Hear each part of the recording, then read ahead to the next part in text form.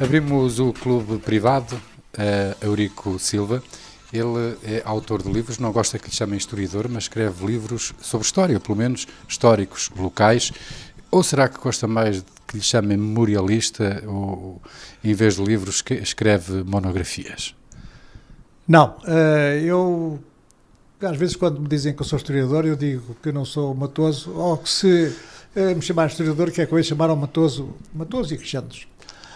E então eu costumo dizer que fui professor e sou professor agora por outros meios. Sim, É uma mas maneira de continuar o a ser Dr. Eurico professor. Silva é licenciado em História? Não, sou licenciado em Filosofia. É filosofia, em filosofia, exatamente. Mas é um amante da história. Sim, eu sei mais História do que Filosofia e até sei mais da língua portuguesa do que Filosofia. Porque as pessoas, quando tiram uma licenciatura e depois não trabalham sobre o assunto, é a mesma coisa que terem só lá um papel em casa, um diploma em casa. Um pouco mais. Mas já escreveu muitos livros e todos eles referentes a sítios, a lugares e a sítios da Figueira da Foz, não é? Sim, normalmente e quase todos daqui da região da Figueira da Foz. Mas porquê é que escreve tantos livros? Tem uma produção literária considerável. Já quantos livros é que já publicou?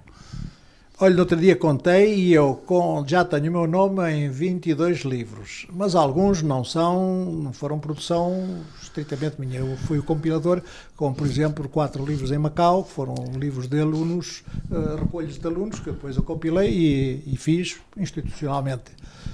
Em Macau também fiz um compêndio de língua portuguesa e mais uns outros livros de exercícios de língua portuguesa. Depois cá é que me despachei mais com algumas monografias e falar sobre a realidade local ou a história local. Desde sempre gostou de escrever?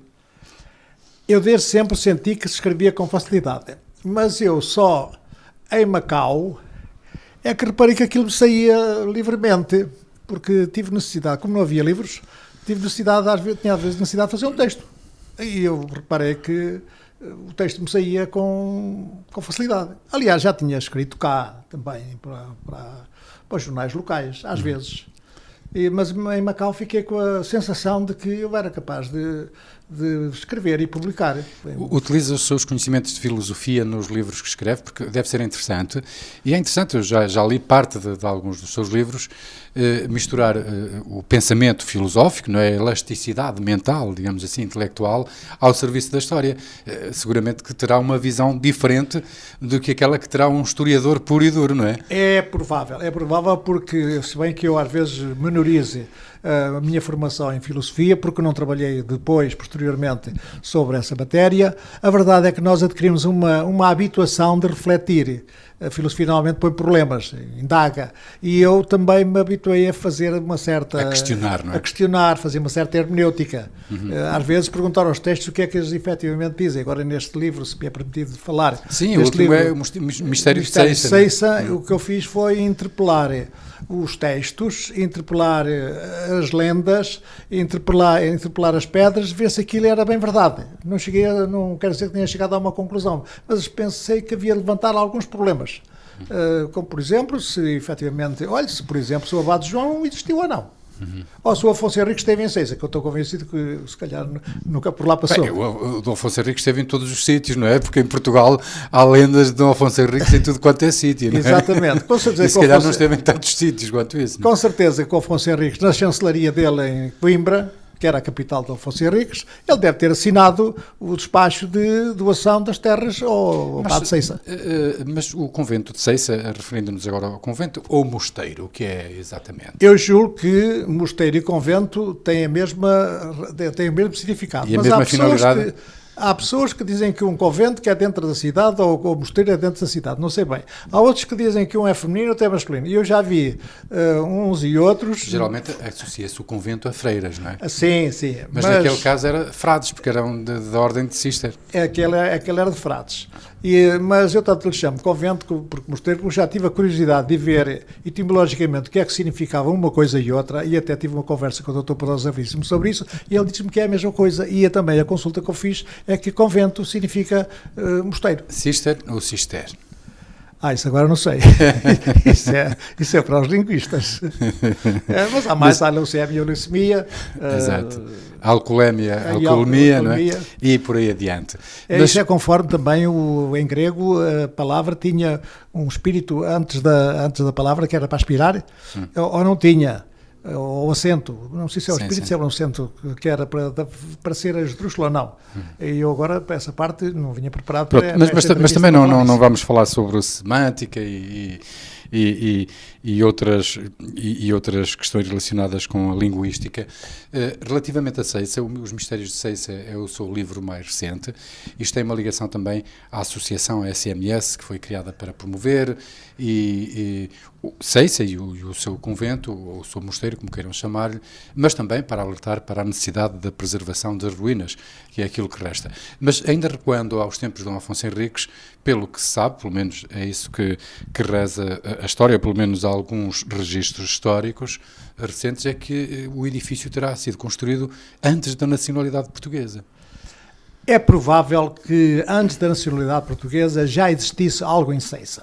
Quem fizer uma leitura atenta do documento de doação do convento de Ceyça pressupõe, pelo texto, que ali já existia alguém. Ora, se existia alguém é porque havia lá casas, alguma coisa, e com certeza que havia lá local de culto. Porque quando houvesse cristãos tinha a ver local de culto. Do documento subentende-se que já existia lá gente. Portanto, não terá sido ab início que foi ali construído o convento de Ceyça. Naquela altura, quem construía, tal como acontece ainda hoje, primeiro construía e depois pedia a licença, ou porque falou na doação do terreno por parte de Dom Afonso Henriques, não é? Provavelmente já lá estava feito, enfim, mas depois era o rei de Portugal e tinha de validar. Talvez tivesse sido validado por outros. Ou não sei se era necessário validar, mas é provável que a Ordem de São Bento já tivesse ali um destacamento. Que ligação é que tem à SMS, à associação? Porque eu tem colaborado, faço parte dos corpos gigantes da SMS, embora sou do Conselho Fiscal, mas por acaso hoje estive numa reunião da SMS. E o que é que sente quando olha para as ruínas do convento de Ceyça? O que é que eu sinto? Sinto que Santa Maria de Ceyça. Sinto que está ali o monumento mais antigo da história da Figueira em termos de incidência direta na nossa cultura. Sei que está ali, portanto, um património cultural e um património histórico muito importante e que eu não queria que a minha geração deixasse cair aquele mosteiro. Desde pequeno que eu vou a Ceyça, íamos à Feira do Ano, à feira do dia 15 de agosto, que é uma feira que já tem pelo menos 500 anos, há notícia dela desde 1513, e nós tínhamos um fascínio por Ceyça, pelos carris de Ceyça, que eram os proprietários, pelas lendas de Ceyça, pelos tem mistérios. Tem lá também uma capela octogonal, uma das poucas da Península Ibérica, em bom estado, que foi recuperada. Sim, está em bom estado. 20 anos, não é? Menos, foi no tempo do... Há 15 anos ou 16, sim, talvez. Foi no tempo do Duarte Silva. Iniciada com Santana Lopes. Talvez. Sim, e inaugurada no primeiro mandato de Duarte Silva. Talvez, sim. Foi no primeiro mandato, sim. Foi no fim do primeiro mandato que foi, já foi campanha para o segundo. Santa Maria de Ceyça, isso não nos conduz ao culto mariano? Com certeza, sim. E a Ordem de Cister? O que é que tem a ver com isto?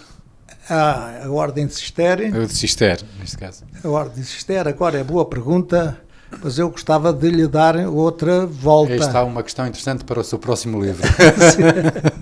Então, avançando no tempo, também esteve em Macau.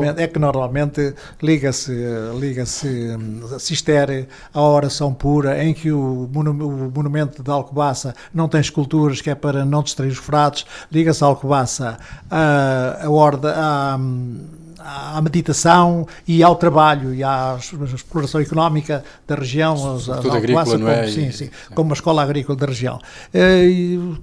O culto mariânico é capaz de andar por outra área.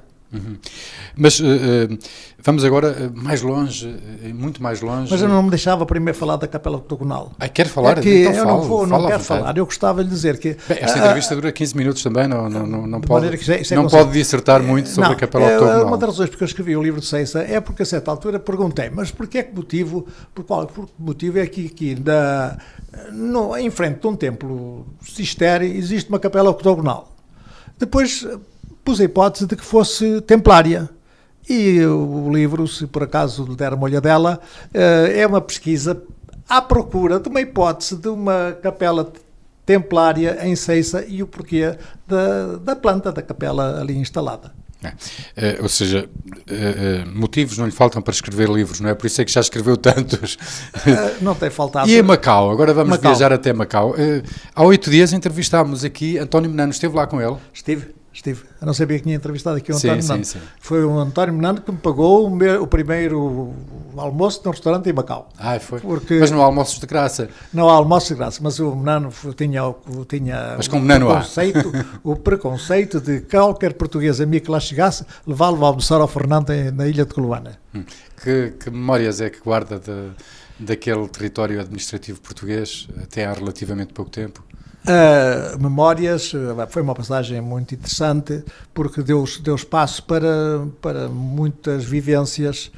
Para já Macau é um gosto ver Macau, até naquilo que nós não gostamos, mas é vermos a um espelho diferente, vermos o homem a um espelho diferente, ao espelho oriental.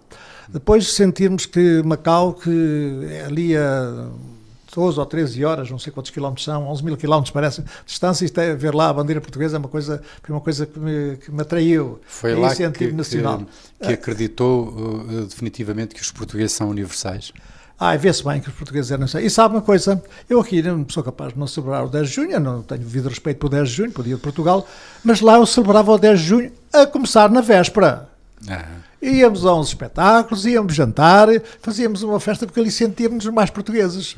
O doutor Eurico Silva também pratica o voluntariado na Cruz Vermelha há muito tempo. Sim. Sou assessor de imprensa sem querer ser seu colega, nem ser seu concorrente. Não, os assessores de imprensa, os jornalistas não podem ser assessores de imprensa. Não sabia dessa. Não, para serem assessores de imprensa têm de cancelar a carteira profissional, por isso não somos concorrentes e têm feito um bom trabalho porque facilita a vida, que é essa a sua função. Um assessor de imprensa um profissional assessor de imprensa deve ter uma carreira profissional por trás. O doutor... Não, pode ter, mas a carteira profissional de jornalista tem de ser cancelada. É incompatível com o exercício. Mas estava eu a perguntar-lhe, relativamente ao voluntariado, é aquela parte em que sente que está a exercer a verdadeira cidadania? Ou a pura cidadania? Eu nunca pensei nesses termos. Pensei que eu, para viver, tenho de fazer algo. Não posso estar parado, não posso chegar ao fim do dia e perguntar assim, o que é que valeu ter vindo hoje? O que é que eu interessei para o mundo? É um bocado responder à sua pergunta. É a verdadeira cidadania. É a pessoa sentir-se útil e, para se sentir útil, tem de fazer qualquer coisa. É um altruísmo que faz bem à alma, é isso? Exatamente. E, aliás, é a realização também, agora se me é permitido, do meu espírito cristão. Quem recebe talentos... Profundamente cristão, de resto já não é profundo, não sou profundamente. Temos tido alguns debates teológicos, ou pseudo-teológicos, ou pseudo-filosóficos acerca do assunto, e o que não é problema nenhum. Portanto, não é problema nenhum ser cristão, ou ser ateu também não é problema nenhum. Claro. Eu até costumo dizer que vale mais um bom ateu que um mau cristão. Mas é uma forma de compensar alguns talentos que todos temos, que recebemos, que nos foram doados, ou que nasceram connosco, e pô-los a render. E se por acaso não pudesse render, eu sentia-me talvez aqui um bocado a mais no mundo. Já é aposentado há bastante tempo, não é? Já há muitos anos, há 17 anos. Um jovem aposentado. Então o Estado fez o terrível contrato comigo de me mandar embora, de me poder mandar embora, ou de eu me vir embora quando eu tinha 56 anos. Mas foi porque o doutor quis. Foi porque a lei permitia. Não fui obrigado, não foi. Mas já que a lei permitia, vim. E efetivamente... continuei a receber da Caixa Geral de Aposentações a pensão, mas sinto que é uma forma de compensar a comunidade portuguesa através por aquilo que também lhe deu, não é? Sim, por aquilo que também deu. E a política? Uma pessoa que exerce a cidadania, que se interessa, que escreve livros, nunca se sentiu tentado pela política ativa? partidária. Eu tive política partidária. Eu fui presidente, cheguei a ser presidente do CDS aqui na Figueira. Não fui um mau presidente porque eu não tenho nenhum jeito para dirigir. O próximo livro que tem de escrever tem de ser uma autobiografia para eu me preparar melhor para a próxima entrevista que lhe fizer. O senhor é muito novo, nessa altura não estava cá. E o CDS também era tão pequeno que não dava muito nas vistas. Mas foi uma passagem pela Assembleia Municipal bastante interessante. Porquê é que desistiu da política ativa? Talvez porque dá uma boa pergunta que eu talvez não saiba responder. Mas eu nunca deixei de ter intervenção política. Na conversa que tenho consigo, sou capaz de ter intervenção política, não é necessariamente partidária. E ainda é do CDS ou converteu-se ao PP? Eu não faço grande distinção, mas eu sou mais CDS do que PP. Mas os puritanos do CDS assumem-se tal como o doutor acabou de eu costumo assumir como democrata cristão. Portanto, se daí quiser tirar uma ilação, escolha entre o CDS e o PP. É a gênese do partido, é a matriz do partido. Sim, é a matriz do partido. E eu assumo como tal. Agora vamos passar, já que escreve livros, vou perguntar-lhe, é a reta final da entrevista e mais intimista, qual é o seu livro preferido, não entre os que escreveu, mas pode ser também, mas entre todos os livros que leu, e presumo que tenham sido muitos ao longo da sua vida. Os que li ou os que escrevi? Os que leu ou os que escreveu, escolheu o seu livro preferido? Eu tenho... Dos que leu, partindo do princípio que também leu os livros que escreve, não é? Claro, várias vezes, tenho de ler várias vezes. Mas uma coisa é relê-los antes de serem publicados, outra coisa é lê-los depois de serem publicados. Também às vezes leio, e às vezes leio Histórias de Mar, Conversas com o Capitão Braz, um livro que eu gostei muito de fazer. Foi um livro em que eu saí da minha área, eu digo no preâmbulo que só andei de barco para ir para a Guiné e nunca tinha andado à pesca. Mas foi um livro em que eu me tive de meter dentro dos navios, eu ia dizer um barco, os homens do mar não perturbavam, e gostei muito de escrever esse livro. Tinha um livro sobre Ceiça, Memórias de Ceiça, que eu também gostei muito de fazer, acho que me saiu bem. Mas dos que leu, qual é o seu livro preferido? Dos que li, que não são meus? Sim. Mas ainda não lhe disse, eu gosto muito deste livro, o último, eu não devia dizê-lo aqui, mas Os Mistérios de Ceiça foi o livro que eu me senti mais, com mais fulgor, embora eu agora já não escreva com tanta fluência como escrevia aqui há 10 anos. Sim. Mas tem um livro preferido, doutor? Eu sou capaz de gostar muito do Romance da Raposa, do Aquilino Ribeiro. Vai a rir-se porque é um livrinho pequeno. Porquê? E gosto muito do Memorial do Convento. Porque haveria de me rir? O Memorial do Convento de Saramago? Sim. O Saramago não é muito cristão, não era muito cristão, era até ateu. Sabe-se lá. Era até ateu, ele era ateu convicto. Ele declarava-se ateu convicto, mas ele prestou um grande serviço à Igreja a interpelá-la sobre os vícios, sobre os defeitos que as organizações dos homens têm. No livro Caim é que a Igreja não gostou muito de algumas coisas que lá leu relativamente a Deus. Eu já tinha lido para aí uns 8 livros dele e esse já não li. E a canção preferida? É do tempo em que a música francesa é da geração marcada pela música francesa, pela chanson, la chanson, não é? Sim, talvez, mas agora os nomes das músicas eu não sou capaz de dizer. Também não importa, mas não tenho uma canção preferida. Aquela da Marlene Dietrich é capaz de ser daquelas que eu ainda ouço com muito agrado. Então é do outro lado da fronteira, é a Alemanha. Já. Isso já é da história, isso já foi há 70 anos. Sim. Já é tempo de nós vermos a história sem a paixão política. Não, nem conotei, nem fiz essa conotão, mas como estava a falar da música francesa, era só atravessar a fronteira para a Alemanha. Mas como ela ouçou muitas vezes em francês e aquilo ali uma miscelânea. Também cantou em francês. Penso que também cantou em francês, creio ter ouvido também a Marlene Dietrich a cantar francês. E o filme, tem algum filme preferido? Orfeu Negro. E uma viagem? Foi a Macau? Claro. Uma viagem a Pequim. A Pequim. Mais além de Macau, não é? Sim. Um bocadinho ao lado de Macau, não é? Estar no templo do último imperador foi uma coisa... Foi à Cidade Proibida ou não? Como? Não foi à Cidade Proibida? Estive no templo do último imperador e vi o Mao Tse-tung. Viu? Viu no morto, não é? Pois, mausoleu. Não é mausoleu, está vivo ao vivo, isto é, ao morto.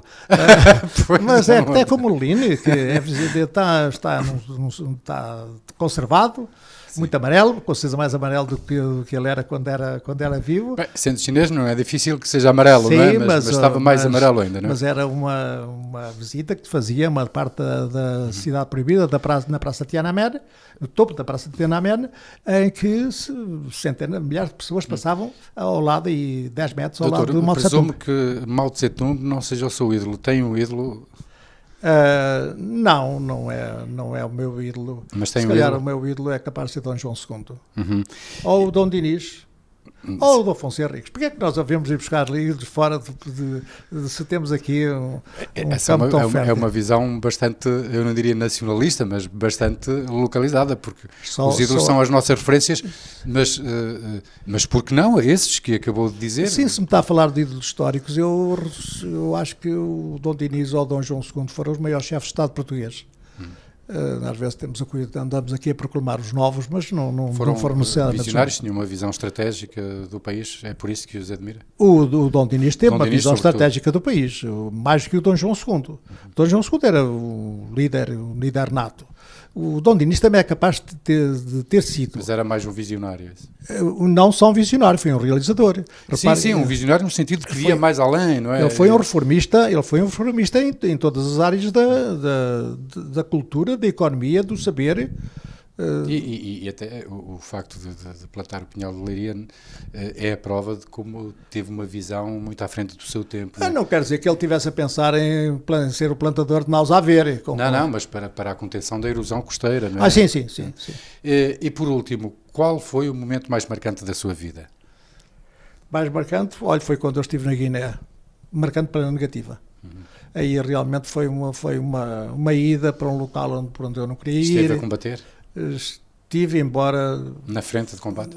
Embora de forma bastante soft, porque eu era de artilharia e nunca entrei em combates diretos. Portanto, eu nunca nunca dei nenhum tiro de espingarda, mas dei alguns tiros de artilharia e a Guiné realmente foi uma coisa marcante, mas não foi pela positiva. Foi marcante também esta sua entrevista, pela positiva. Obrigado por ter estado aqui connosco no Clube Privado, Dr. Eurico Silva. Nós regressamos na próxima semana com outro convidado, nesta parceria Diário As Beiras, Foz do Mondego Rádio e Figueira TV.